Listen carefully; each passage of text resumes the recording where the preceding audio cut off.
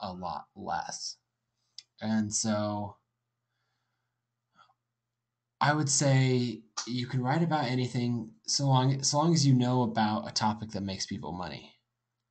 And so design, increasing your freelancing rates, all of those things make people money, so you can write about them and people will pay for that advice. Um, let's see. As far as expertise, I think uh, you need to make sure you know about the topic. You can't be totally new to it, but I think that bar is a lot lower than most people think it is. So figure out what audience you can teach something to. Even if you're fairly new, you can write an absolute beginner's guide to HTML or whatever topic it is. And you have an advantage um, in that. Sorry, I lost my train of thought. If you're relatively new, say intermediate in a topic, you have an advantage over the true experts who are the best of the best in that field, in that you've encountered the beginning issues um, a lot more recently. And so, like, I find that when I write some content on beginning CSS, I can't remember what issues came up and what were the big stumbling blocks for me early on.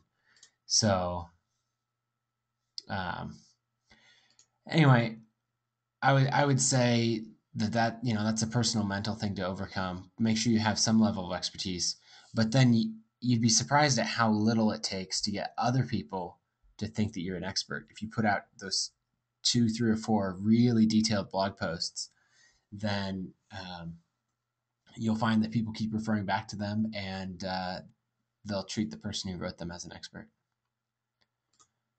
All right, I'm going to move on. Where does Hacker News sit in this equation? And Josh, you're welcome. Hacker News is if you have content that can do well on Hacker News, that's a great source of traffic. It's not always the highest quality traffic, but I definitely picked up at least a few hundred email subscribers from there, and even more sales and all of that. So I would highly recommend getting to know the community and seeing if your content can do well on there. The types of things that do well are anytime you have complete transparency. Um, I would say complete transparency where you're willing to share the numbers of your business. Anytime I've done that, it's done really well on Hacker News. Um, any really detailed articles or tutorials that you can go through, those tend to do quite well. There's an audience that it doesn't really apply to, where I don't know if you're doing health and wellness content or all kinds of other things, but I think looking at the list of who's here right now, I think you're all pretty technical, and so technical content does well. So get to know the community. Don't try to just submit random things. See what does well. One thing that you don't want to do if you're trying to do well on Hacker News is link to your content uh, from Twitter. That seems to be a really good way to get it buried. Like if you go ask all your friends to upvote it, um, that will, you may have a post that just hit the homepage and is climbing. And then if it gets a whole bunch of upvotes really quickly from Twitter, then it'll die really fast. So I think their automated algorithm uh, just kills that. Let's see. So next question is, how hard is it to stay on topic with your writings? What are your thoughts on keeping your blogs separate? For example, a company blog and a personal blog. I used to maintain several different blogs, and I find it's really hard to do. I would rather have one blog that has a broader range of topics than have multiple blogs. And I'm going to run into this issue really soon when I launch a blog for ConvertKit specifically. So that it's going to be a problem, but I would say, if at all possible, keep your writing all in one blog. I'm going to use Brennan as an example here, since he's here in the audience. And Brennan, if you want, I can let you talk about this too. But for his site, his blog is at planscope.io, and he talks about freelancing tips, updates to the software product, and finance updates, and just about everything all in one blog that, maybe at first you might think should be separated between a personal blog and the software blog. But I think there's a lot of overlap in what people are interested in, and it's just so much easier to manage, and you get a lot more benefits in traffic and all of that if you keep it all together. So whenever possible, keep it together, though I think there are some times where you do need multiple blogs. If at any time, like, you want me to go into more detail on something, then uh, just say so, or ask another question and I'll go back to it. Okay, the next question is what to do if your content is video heavy. So I have a lot of video content, especially in designing web applications. I'll just show you all that's in that. In the complete package of designing web applications, it's all, I mean, everything in these right two columns are videos, and so there's a ton of videos in there. I'm not sure I understand the question. Like, do you mean how to distribute it, or Jim, can you add on to that a little bit? I will cover how I distributed it, and basically I uploaded all the video files to YouTube, and then put them as unlisted videos, and it embedded them in HTML pages, and then included those HTML pages with the book download. So it's just a zip file with everything in it. We can come back to that. Video, but I would say video is a great way to increase the value of your offering. So I think it's hard to charge, let's say $250 just for text content. It may be really great text content, but I don't know. I think people have a hard time seeing that it's worthwhile to pay for it. And so that's why if you're going to do these extra packages, which you definitely should, then you should switch mediums. So have some content that's text, like the book, and then do a bunch of video tutorials and include, code samples, spreadsheets, email templates, whatever it is that you can throw in multiple mediums, and that will help increase the perceived value. So video is a fantastic way to do that. I would say at the very least, pair text and video together in the form of a book, and then, additional interviews to come with it, or tutorials. All right. Let's see. So, okay. So Brendan's saying that I should talk about why I don't sell on Amazon or iBooks, and there's a handful of reasons. The first reason is that I don't like the pricing. iBooks doesn't let you sell above $15, and Amazon, if you sell above a certain amount, they take a huge commission. And that's kind of annoying. But that's actually far from the biggest reason. The biggest reason is that I get the contact information, because they're my customer, from everyone that buys through my site. And so what that lets me do is I can release a book like the App Design Handbook. I built up an email list of almost 800 from that, and then a whole bunch more who purchased on top of that. And then when it comes time to release designing web applications, I can promote it to that existing list that I've maintained and continue to provide tutorials to, and all of that. So when people purchase through me, they're my customer. Whereas if you sell on Amazon or the iBook store, they're really not your customer. They bought your content, they're familiar with you, but you don't have any way of contacting them. And, that's just not a good way to go. It's really frustrating to sell on the App Store, because, like, for example, I used to sell, or I still sell, a lot of iPhone applications, but I don't know anything about my customers other than what country they're in when they purchased. and that just shows that they're not my customers. They're Apple's customers. So it's really important that you build up a list and maintain it. Um, and I think that's far more important than the pricing. So, all right. Next question. What existing tools were helpful? What tools did you wish existed to address pain points you had? Okay, so let's see. For tools for writing, I used Scrivener, and I can show you that really quick. I'll open it and drag it over, and then I also used iBooks Author to design and put it together. So two existing tools. Oops. Let's see. Hold on a second. Okay. Things are wanting to go full screen. Okay, so this is what Scrivener looks like. This is actually for my upcoming ebook, which is oddly enough on self-publishing. So ask lots of questions now so that I can make sure to answer them, but also to make sure that they get answered in my next book as well. What I like about Scrivener is you can put folders down the side for all your different chapters, and then these can be different sections here.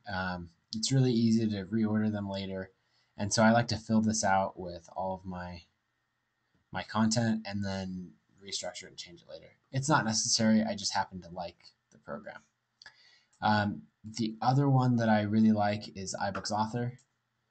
This is what my first book looks like in iBooks Author. It's a free program from Apple. It's really fantastic, and you can just export as a PDF to sell on your site. But it makes doing different layouts and things like that, adding in lots of screenshots because this book has a ton of screenshots. It's just really easy to format, much better than Word or Pages, or yet still much easier than InDesign or anything more complicated like that.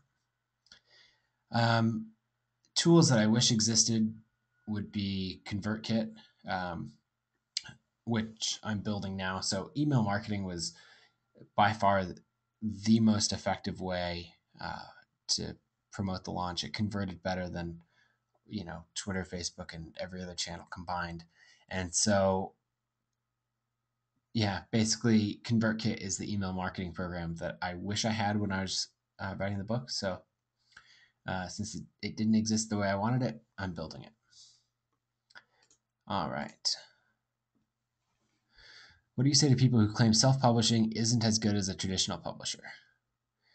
Okay. It depends. What are your goals? So isn't as good. Maybe because let's see, why would traditional publishing be better? I guess traditional publishing could be better in that it gives you more credibility, in that someone picked you, someone thought your book was good enough to pick it up, pay you for it, and publish it. Whereas self-publishing doesn't have that barrier to entry of needing a publisher to pick up the content first. So I guess in that sense, like, it doesn't give you quite as much credibility. But then once you self-publish a book and people buy it, then you're getting all that credibility anyway. Sure, some publisher didn't pick me to think and say that my content was good, but a few thousand happy customers did. So anyway, I guess I could see that's the only way I could see people do better with that argument. There was a story on salon.com a couple weeks ago, and it was about somebody who their ebook, I think it was an ebook, hit the bestseller list on Amazon for a while, and all their friends were talking about, oh, you must have made so much money and blah blah blah. And what it boiled down to is, after all the success, they had made $12,000 off of their ebook, which $12,000 for your writing is a good amount of money. It's just, not for having hit the bestseller list on Amazon and even somebody with all that success that I think would be fairly hard to achieve, you know, through traditional publishing, that was the best they could do. So there's a ton of cases where traditional publishing, after everybody else's cuts and all this stuff, you just don't make that much money, and you run into the problem of having to wait for somebody, having to pitch your product to a whole bunch of people, wait for a publisher to pick it up. Um, let's see. Oh yeah. So James adds traditional publishing equals waiting a year for your book to hit the shops. That's definitely true. So there's 3 months between when I decided to start working on designing web applications to when it went live. Um, and that's a turnaround time that I'm happy with. So, these days, if you don't have a big audience already, traditional publishing isn't really for you, because from what I've heard, when people are talking to publishers, the question keeps coming back to, so how big is your audience? Because they're only looking to sign people who um, either have a truly fantastic book, or have an audience of 20, 30, or 100,000 readers that they can already sell to. So don't expect that if you go the traditional publishing route that they're going to do a whole bunch of work for you and all of that. There are plenty of people who do both. Like, I just interviewed Chris Guillebeau, who wrote The Art of Nonconformity and The $100 Startup. He does a lot of self-published, and he has 2 traditionally published books, and he did hit the New York Times bestseller list with his latest book. So you can do both. There are benefits to each one, but I think for my style of content, the technical books, that sort of thing, self-publishing is just a great way to go, and I think you can make a lot more money. All right. How would your advice differ, if at all, for fiction writers who want to self-publish? Okay, this is an area that I have to admit I don't know anything, um, which I wish I did, but I haven't ever written fiction except back in school. Um, but yeah, the hard thing, so much of what we're doing is focused on selling to people where your content will deliver value or make them more money. Um, and that's where you can charge these prices like $39 or $99 or even more, when someone's going to use your content to make more money. Um, so I don't think that really applies in the same way to fiction content. And so, where it's not about improving their business or something like that, it's about delivering entertainment. And so, um, to be successful, I think you have to charge high prices, and I don't think that really works for fiction content. But I also don't know anything about it, so I apologize that I can't really answer that question very well. All right, so what else would you guys like to know? I can here. While you guys are thinking of some more questions, I will.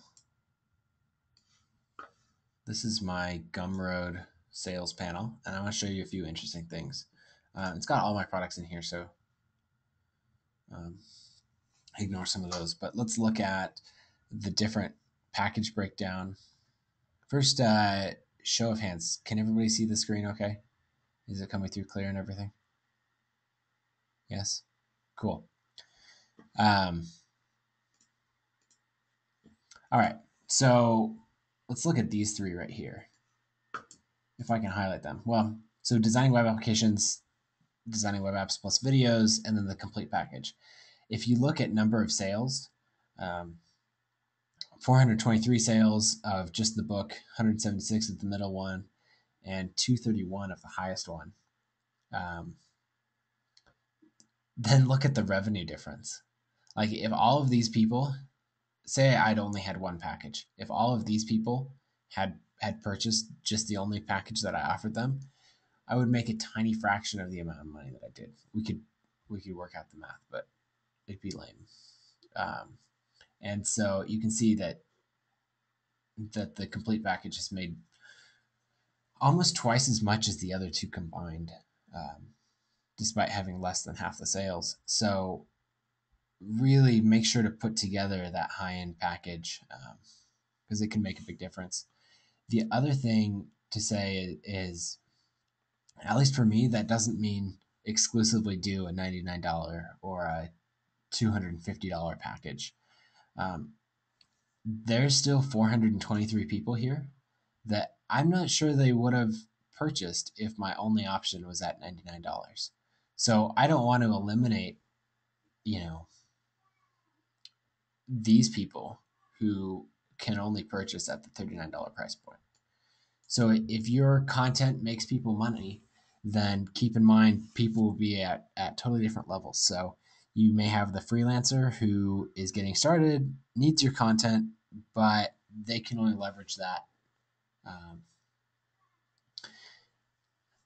they can only, use that so much. But what am I trying to say? Let me back up. So the freelancer, the content may only be worth $39 too. But any real business that's using, say, that design content, then they would be able to leverage that for quite a bit more money. So um, just keep in mind, different people will pay different amounts, different people will get different value out of it. So give them an option to pay more. Josh just filled in that um, if you combine these two, the sales of these two at the $39 price point, that would be $13,838 instead of $67,561. And so that's for these two. Um, so obviously, that's an extra $54,000 basically, um, by offering higher packages. Totally worth it. Um, yeah, just one package would be totally different. Let's see. Can you talk more about how you deliver the content? Did you write your own system? Um, let's see. So I use Gumroad. As you can see, Gumroad is awesome. There are plenty of other platforms that'll work. People use everything from PayPal to digital delivery app to um, Spacebox. There's a bunch of stuff out there. Actually, Sasha Grief just wrote a not he didn't just write it. He wrote it last fall. Article for Smashing Magazine. You can Google it, where he reviews a whole bunch of them. It's really helpful. Gumroad has fewer features than some other ones, but I really like it. Let's see. So you just go in here to add a product. You type in the name. You can upload a file or add in a link to a file, and then specify the price and add it from there. I'll show you a few other options. So basically, all I do is add in the name of my book, and then I upload either just a PDF if it's the base package, or a zip file of some of the other content. Let me see if I can show you really quick what's in one of those zip files. Okay, here we go. Let's do this. So this is, if you were to buy the complete package of one of my books, this is what's in it. There's the PDF. There's a bunch of interviews. They're just the HTML files. Let's see, I'll show you.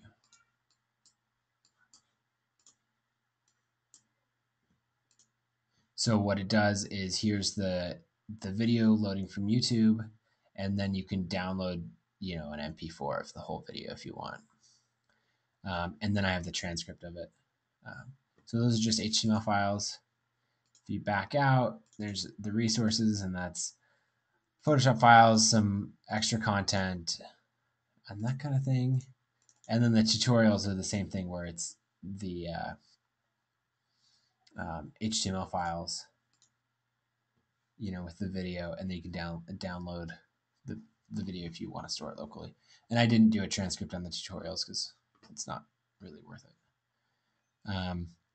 So I think that answers how I deliver the content. Basically, all of that gets zipped up and then uploaded to Gumroad here. And I can click into one of these. Designing web applications complete package. There's some more options that you can specify, like an image. I'm not sure what else. Anyway, if you want to know more about that, let me know. Okay. What are the best self-published ebooks you've read recently? Let's see. I really liked Starting and Sustaining by Garrett Dimon. Starting and Sustaining. That one just came out. I tried to convince him to go with multiple price points, but he didn't want to have the complexity and potentially confuse users. Oh well. He's doing quite well with this book. And it's really great. Since I'm going through that right now, I really like it. Other ones that I've read, let's see. I'll mention Brennan again. I learned a lot from his Double Your Freelancing Rate book. I really like Chris Guillebeau's stuff. Let's see. You can, at the very least, you can learn a lot with how he packages it. So, his is the Unconventional Guides, which is unconventionalguides.com. Anyway, I actually got the multiple packages, multiple price points from him because he does that well.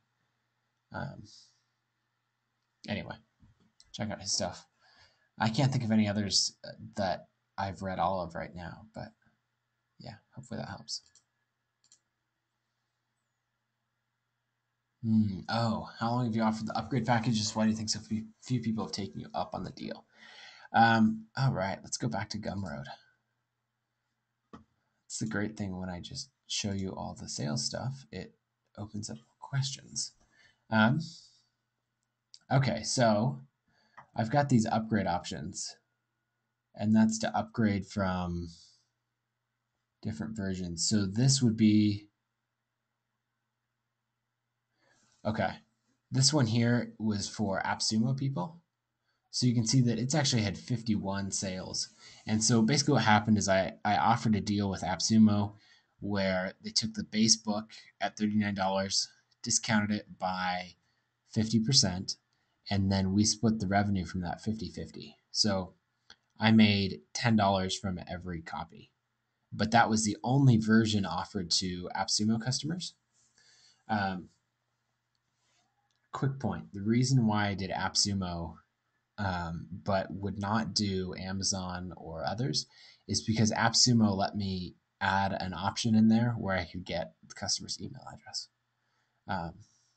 So I ended up getting an extra, I think 750 people who opted in to join my email list through that AppSumo offering. And that's worth a ton. Anyway, so 51 sales. The reason why this is high is there were 51 people out of the 900 AppSumo purchasers who wanted to upgrade to the complete version. And I offered them a pretty substantial discount. Basically, I maintained that 50%, 50% off. And so that was good. Basically, I made 9,000, I think like 9,300 off of AppSumo after they took their cut. But then I made an extra 5,300 that all went to me because I offered this upgrade route. Now, these other ones, like this is an upgrade for all my customers. The reason why I think this is so low is because people picked the version they wanted in the first place. Like, I realized that later where I sent this out to everyone who purchased the base version of the book. And basically that was already like they picked the version they wanted. I offered another one. A couple people took me up on it. But for the most part, as you can see by the 16 views, nobody cared. They already had the version they wanted. And anyway, that's my theory. I think I've got... Yeah, you can see these two upgrade options are for the App Design Handbook. And you can see as well that, 3 sales and 1 sale. It was not not a very popular option. So, um, anyway, hopefully that answers it. Did I write the transcripts myself or outsource it? I outsourced it, and I think I spent about $600 on the transcripts um, for all these interviews. And anyway, it's probably 8 hours of content. No, I take that back. The transcription was less. 8 hours of content. I can't remember exactly how much it was. Maybe $400. Um, oh, hold on. Can everybody hear me okay? Andrew just mentioned that he lost the connection. I want to make sure. Okay, cool. All right, so for transcription work, I actually, um, strangely enough, my mother does transcription and editing. So she edited both of my books, um, from a copy editing perspective. Caught all my mistakes, or most of them at least. I make a lot of mistakes. Um, and I also hired her to do all of the transcription work. And I don't remember exactly. I think it was like $700 total for transcription of the 8 videos, um, plus having designing web applications edited. Um, anyway, I can. If someone wants that number exactly, email me and I'll get it. Okay, family work balance. Let's see. Yeah, so I work at home and I write at home. I'm a morning person, and my wife and son are not. And so I tend to get up, you know, 6 a.m. or 7 a.m. So somewhere in there, depending on how lazy I'm feeling, and do my writing first thing in the morning. I make sure to write 1,000 words a day, every day. Um, and yeah, so I do that usually first thing in the morning before they wake up. And I just kind of split the whole day back and forth um, between working in my office and being out and about, hanging out with my family. It works fairly well. Um, I could definitely improve in a lot of areas, but it works. And then there's a bunch of days where I don't work because my wife does work, and so I spend the day watching our son.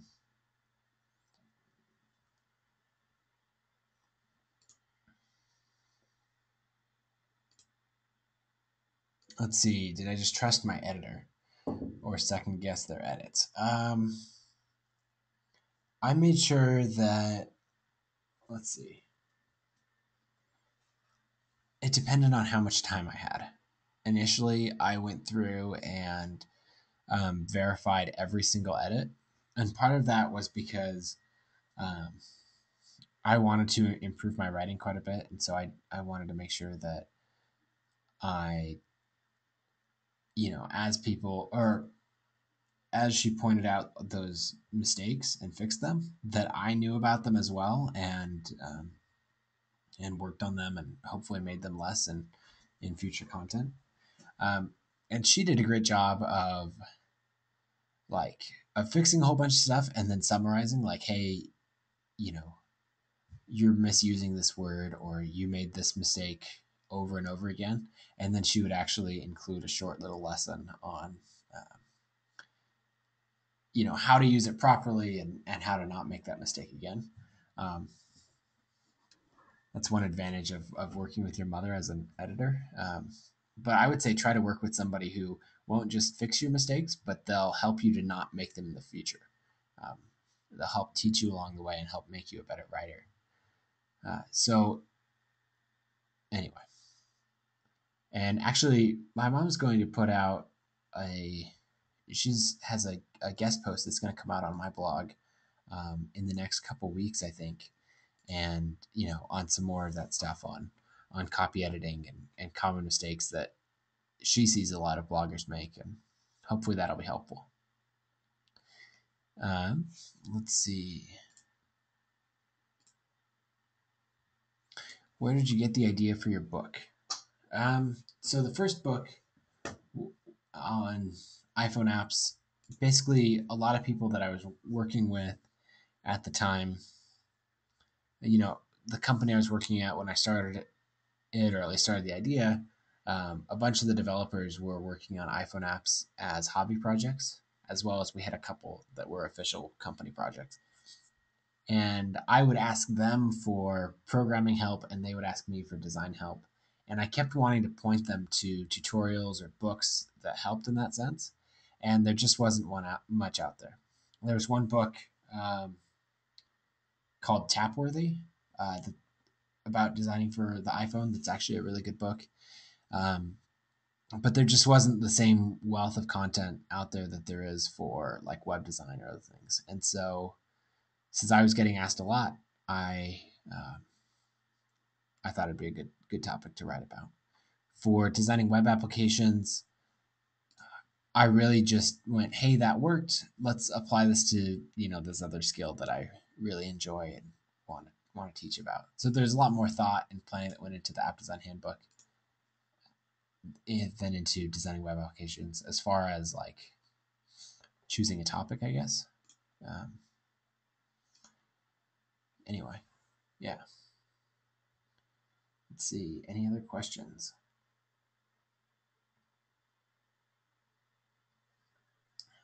I'm trying to think what else I care about. Um, let's see. So we've covered multiple packages. You're going to do multiple packages for your next product, right? Right. Price based on value. That's always super important. Um, let's see. Oh, writing every day.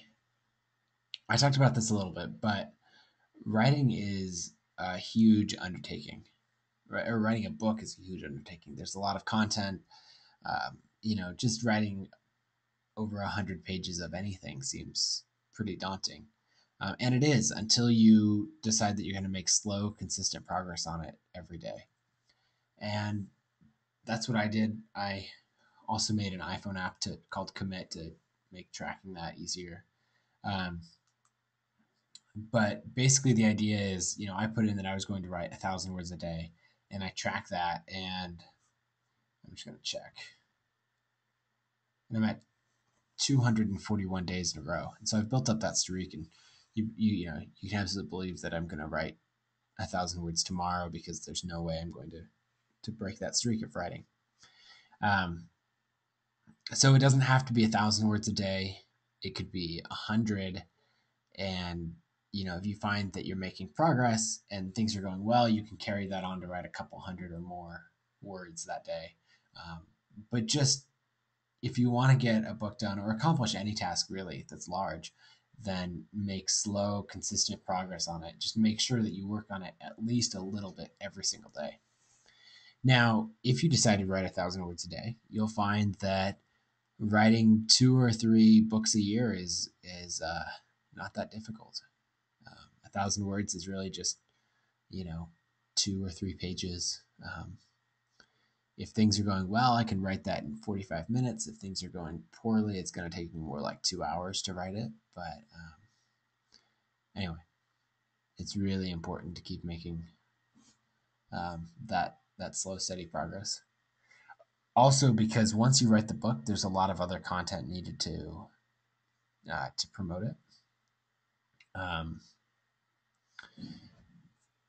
so, for example, I did a bunch of guest posts.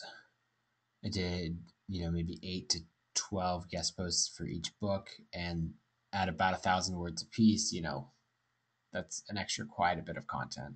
And then you need emails that you're going to send out to your lists, your own blog posts, all that kind of stuff. So you're going to have to do a lot of writing, but just make it consistent. Did you do any A/B or Tim Ferriss style testing on the names of the books themselves? No, I didn't, and I'm super lame in that regard. I probably should have. I need to come up with better names for my books. I'm going to struggle with that for my next one. Having good names, I don't know. It just makes me feel better about the product. As far as the Tim Ferriss style thing, for anyone who doesn't know, that's where he bought a bunch of PPC ads related to different titles he was considering for the 4 Hour Work Week, and found out, and tested to see which ones converted better and all of that. And ended up going with the one that converted the highest. Um, anyway, I think that's a great way to go. Maybe I didn't do it just out of laziness. I don't know. There's a lot to do when putting together a book, and some things I just let fall by the wayside. So as you can see, I went with fairly generic titles for my books, and it didn't inhibit how much money I made from them. So who knows? I could have made more. I don't know. Um,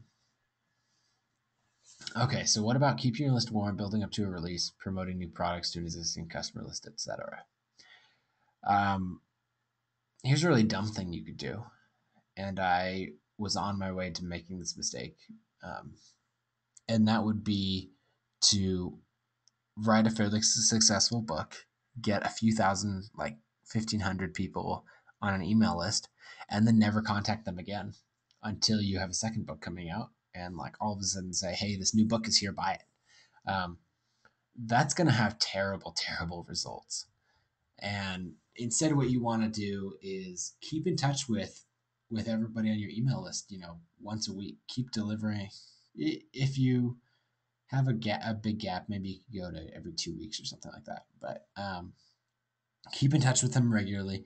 Keep delivering really great related content, and then let them know well ahead of time. Hey, I'm working on this new book. Here's a little bit about it, or here's some sample content from it.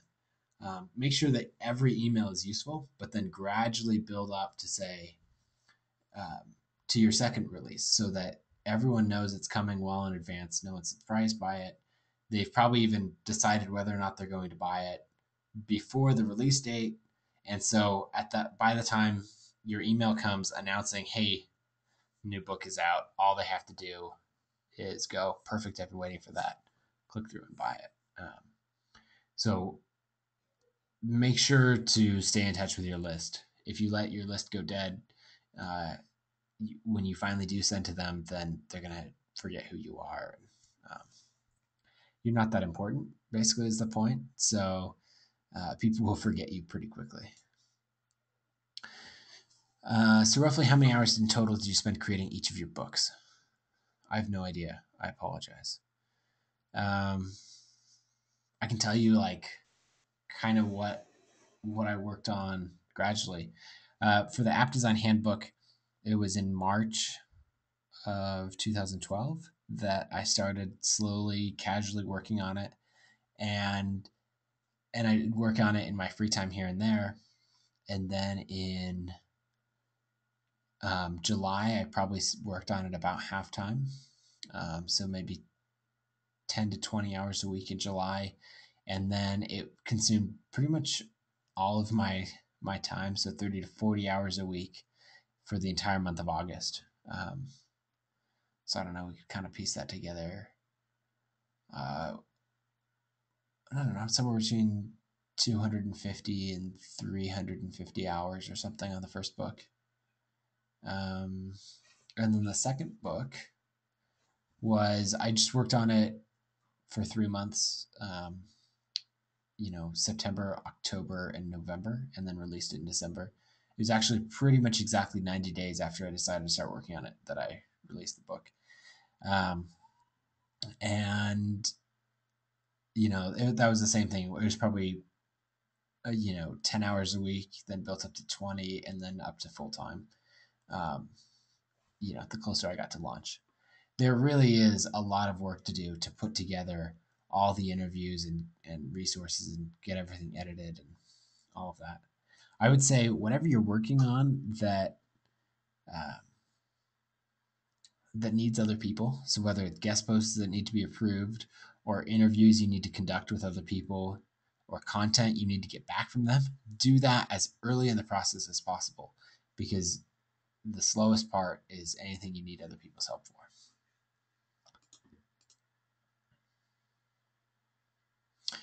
Okay, so Brandon adds, renaming my book was the best decision I made. It led to 50% more sales. Good names matter. I would like to hear more about that, actually. We'll come back to that in a minute if we have time. Any meaningful sales from PPC ads? I have done absolutely no PPC ads. And the reason for that is kind of lame, actually. And I'll go show you why. It's because of this. It's because I use Gumroad. I currently can't track conversions. Gumroad, when you open up this modal that the Gumroad purchase happens in, this is in a SSL encrypted iframe. And so because it comes from another domain, I can't do cross-site scripting. I can't get at any of the content in that iframe. And so I can't know when a purchase happened. Rumor has it they're adding some stuff to their API, so I can write a little custom program to get around that. I haven't done it, but basically what it means is I can't A/B test effectively and some other things. It's really a pain. I say that's the biggest reason to not choose Gumroad.